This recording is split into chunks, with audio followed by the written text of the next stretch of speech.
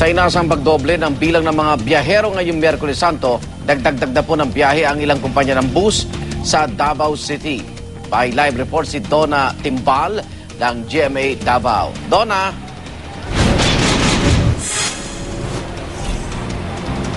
Igan, ngayong Miyerkules Santo, hindi pa gaanong dagsa ang mga pasahero dito sa Davao City Overland Transport Terminal.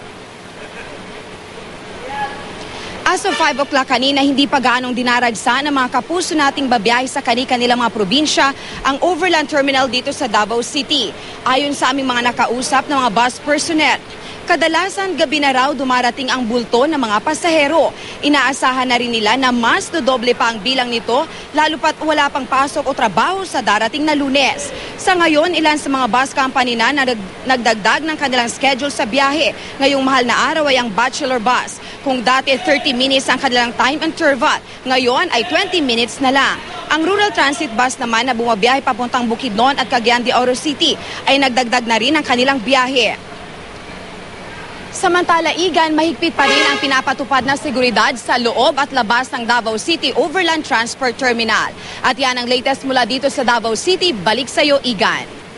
Maraming salamat, Donna Timbal ng GMA Davao.